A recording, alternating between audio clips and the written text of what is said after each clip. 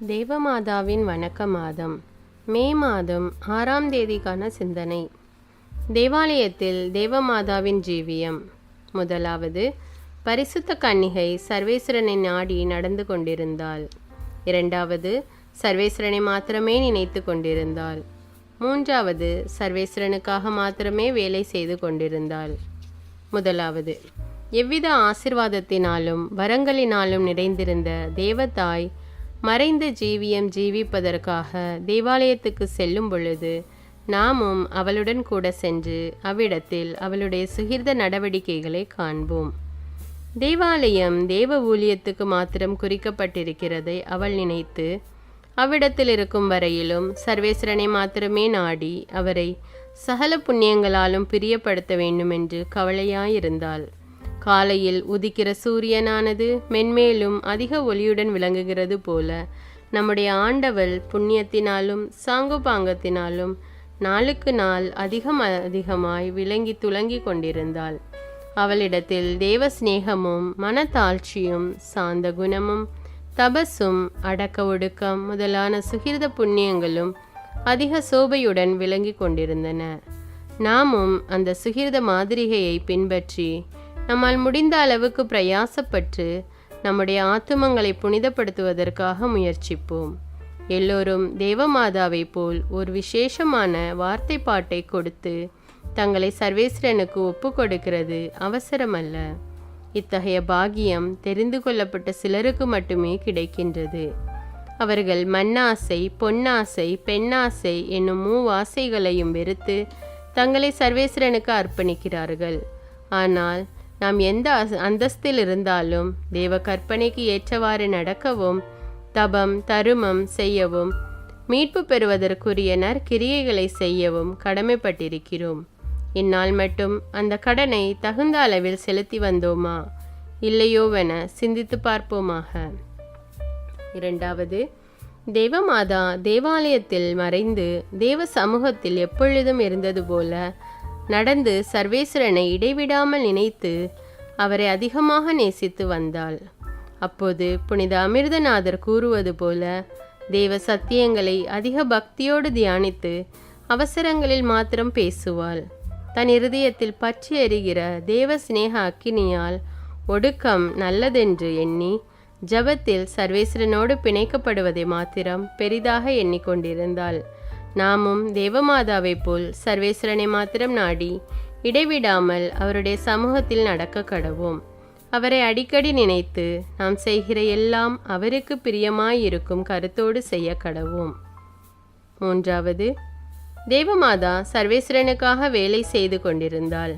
ஒரு நொடியாகிலும் வீணாக செலவழிக்காமல் எப்போதும் ஜெபிக்கிறதும் கைவேலைகளை செய்கிறதும் ஞான புத்தகங்களை வாசிக்கிறதும் இன்னும் அநேக சுகிர்த புண்ணியங்களை நிறைவேற்றுவதுமே அவளுடைய அலுவலாயிருந்தது.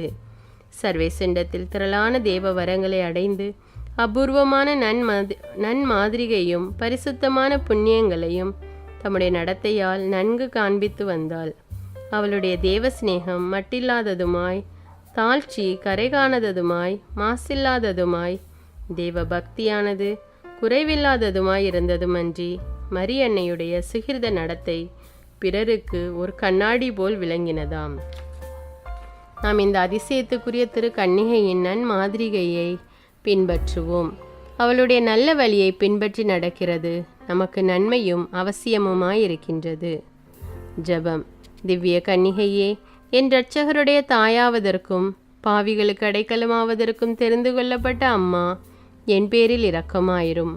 பாவியாகிய நான் உம்முடைய தஞ்சமாக ஓடி வந்து உமது பாதத்தில் சாஷ்டாங்கமாக விழுகிறேன். நான் உம்முடைய கிருபையை அடைவதற்கு பேறு பெற்றவளாயிராத போதிலும் உம்மை நம்பிக்கையோடு மன்றாடுகிறவர்களை ஒருபோதும் நீர் புறக்கணிப்பதில்லை என அறிந்து நான் உம்மை கெட்டியான நம்பிக்கையோடு இறந்து மன்றாடுகிறேன்.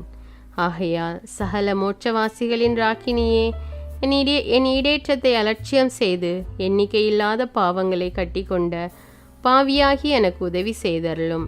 நீர் சர்வேஸ்வரனுக்கு மிகவும் பிரியமுள்ளவளாய் அவரிடத்திலே எவ்வித நன்மையையும் பெறுவதற்கு பேறு பெற்றவளாய் இருக்கிறதுனால் எனக்கு மகா தயை செய்து எனக்காக சர்வேசண்டத்தில் மன்றாடி நான் பாவ வழியை விட்டு விலகி சுறுசுறுப்போடு மீட்பு பெறும்படியாக கிருபை செய்தருளும். இத்தினத்தில் அடிக்கடி சொல்ல வேண்டிய சுகிர்த ஜெபமாவது: நான் உம்மை ஸ்துதிக்கவும் என் சத்துருக்களை வெல்லவும் உதவி செய்தருளும் தாயே. 6ஆம் நாளில் செய்ய வேண்டிய நற்கிரிகையாவது: பிற சமயத்தினர் சிலரிடம் வேதத்தை பற்றி பேசி அவர்களுக்கு சத்தியத்தை தெளிவிக்கிறது. புதுமை: கிருபை நிறைந்த அன்னை எல்லா இடங்களிலும் தமது பேரில் பக்தியுள்ள ஜனங்களுக்கு மேலான வரங்களை அளித்து வந்தாலும் சில ஸ்தலங்களை விசேஷமாக பிரியத்துடன் தெரிந்து கொண்டார் போல அந்த ஸ்தலங்களில் தம்முடைய தயாளமும் வல்லபமும் அதிகமாக விளங்க திருவுளங்கொண்டார். அதன்படி எல்லா நாடுகளிலும் பரிசுத்த கன்னிகையின் பெயரால் கட்டப்பட்டு அதிக பெயர் பெற்று விளங்கும் கோயில்கள் அநேகம் இருக்கின்றன. லொரேத் என்னும் பரம ஆண்டவளுடைய கோயில் அனைத்துலகிலும் உள்ள கீர்த்தி பெற்ற கோவில்களுள் ஒன்று. பாலஸ்தீன் நாட்டில் நஸ்ரேத் என்னும் ஊரில் தேவமாதா வாழ்ந்த ஒரு சிறு வீடு இருந்தது. அதில் ஆண்டவருடைய சம்மனசானவர் இறங்கி வந்து மாதா பரமநாயகிக்கு மங்கள வார்த்தை சொன்னார். அதில் மனிதரை ரட்சிக்க வருகிற சுதனாகிய சர்வேஸ்வரன் மனித அவதாரம் எடுத்தார். அதில் இயேசு கிறிஸ்துநாதரும் தேவமாதாவும் புனித சூசையப்பரும் அநேக வருஷங்களாக வாழ்ந்து வந்தார்கள். அதனால் விசுவாசிகள் பூர்வீக நாள் தொடங்கி அந்த வீட்டை மகா வணக்கத்துடன் சங்கித்து கொண்டு வந்தார்கள். அதை பார்க்கும்படியாக அயல் நாடுகளில் இருந்து அநேகம் பேர்கள் வருவார்கள். புனித ஞான பிரகாச ராஜா 1252ஆம் ஆண்டில் அத்திருத்தலத்தை சந்தித்து வணங்கினார். ஆனால் அந்த நாட்களில் முகமதியர் அதிக பலமடைந்து அநேக பட்டணங்களையும் பிடித்து அத்திருத்தலத்தையும் நிர்மூலமாக்க எண்ணியிருந்தார்கள். இத்தகைய இன்னல்களுக்கு எல்லாரும் பயப்படும் பொழுது வருத்தமும் இன்றி தடையும் இன்றி எவ்வித அற்புதங்களையும் செய்கிற சர்வேசண்ட அளவிற்கப்படாத வல்லபத்தினால் இந்த திருவீடு தான் இருந்த இடத்தினின்று தூக்கப்பட்டு முதல் ஸ்க்லாவோனியா நாட்டிலும் பின்பு இத்தாலியா நாட்டில் லொரேத்து பட்டணத்திலும் வைக்கப்பட்டது. இந்த அற்புதமான நிகழ்ச்சி 5ஆம் செலஸ்தீனோஸ் பாப்பானவருடைய ஆளுகையில் சம்பவித்ததாம். அவ்விடத்தில் வைக்கப்பட்ட திருக்கோவில் முன்னே நாசரத்தூரில் பக்தியோடு வணங்கப்பட்ட சிறு வீடுதான் என நிச்சயமாக அறிந்து ஜனங்கள் எல்லோரும் மகிழ்ச்சி அடைந்து அதை மிகவும் பக்தியோடு கொண்டாட தொடங்கினார்கள். அந்த வீடு அதிக சிறியதாயும் வருகிற ஜனங்கள் இருக்க போதாததுமாயிருந்ததால் அதை சுற்றிலும் விரிவான கோவிலை கட்டினார்கள். இந்த திருத்தலத்தை வணங்க புனித பாப்புகளும் அரசர்களும் எண்ணிக்கையில் அடங்காத ஜனங்களும் போகிறார்கள். இன்றும் இந்த கோவில் பெயர் பெற்று விளங்குகிறதும் அல்லாமல் இதில் அநேக அற்புதங்களும் நடந்து வருகின்றன. இந்த கோவிலில் பிரவேசித்து தேவமாதாவை வணங்க வருகிறவர்கள் தாங்கள் தேவ பக்தியினால் பிரமிப்பு அடைகிறது போல காணப்படுவார்கள். இத்திருத்தலத்தில் விசுவாசிகள் அடைந்த ஞான உபகாரங்களுக்கு அத்தாட்சியாக அநேக அடையாளங்களை பார்க்கலாம். இங்கே நாம் சொன்னவைகளை கேட்ட கிறிஸ்தவர்களே, அந்த வீட்டை பார்க்க ஆசைப்படுகிறீர்கள் அல்லவா? ஆனால் அவ்விடத்துக்கு போக கூடாமையால் தேவமாதாவுக்கு ஒப்பு கொடுக்கப்பட்ட சில கோவில்களை சந்திக்க கடவீர்கள். புனித பெர்னதத்து கன்னிமரியிடம் வேண்டின ஜெபம். மிகவும் இரக்கமுள்ள தாயே, உமது அடைக்கலமாக ஓடி வந்து உம்முடைய உபகார சகாயங்களை இறைஞ்சி மன்றாடி கேட்ட ஒருவராகிலும் உம்மால் கைவிடப்பட்டதாக ஒருபோதும் உலகில் சொல்ல கேள்விப்பட்டதில்லை என்று நினைத்தருளும். கன்னியருடைய ராக்கினியான கன்னிகையே, தயையுள்ள தாயே, இப்படிப்பட்ட நம்பிக்கையால் ஏவப்பட்டு உமது திருப்பாதத்தை அண்டி வந்திருக்கிறோம்.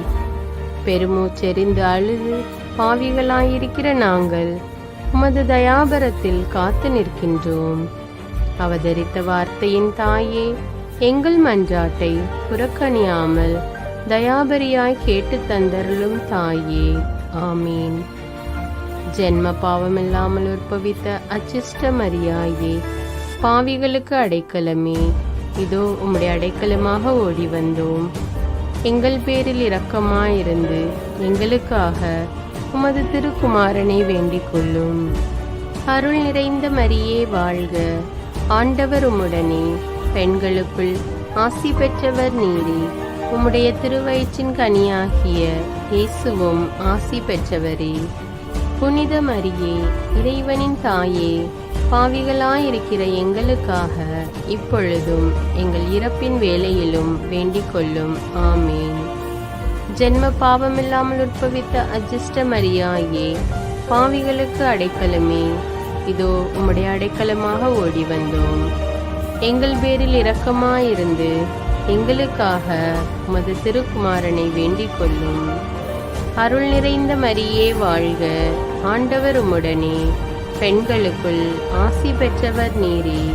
உம்முடைய திருவயிற்றின் கனியாகிய இயேசுவும் ஆசி பெற்றவரே. புனித மரியே, இறைவனின் தாயே, பாவிகளாயிருக்கிற எங்களுக்காக இப்பொழுதும் எங்கள் இறப்பின் வேளையிலும் வேண்டிக் கொள்ளும். ஆமேன். ஜென்ம பாவமில்லாமல் உற்பவித்த அஜிஷ்ட மரியாயே, பாவிகளுக்கு அடைக்கலமே, இதோ உம்முடைய அடைக்கலமாக ஓடி வந்தோம். எங்கள் பேரில் இரக்கமாயிருந்து எங்களுக்காக உமது திருக்குமாரனை வேண்டிக் கொள்ளும். அருள் நிறைந்த மரியே வாழ்க, ஆண்டவர் உம்முடனே, பெண்களுக்குள் ஆசி பெற்றவர் நீரே. உம்முடைய திருவயிற்றின் கனியாகிய இயேசுவும் ஆசி பெற்றவரே. புனித மரியே, இறைவனின் தாயே, பாவிகளாயிருக்கிற எங்களுக்காக இப்பொழுதும் எங்கள் இறப்பின் வேளையிலும் வேண்டிக் கொள்ளும். ஆமேன்.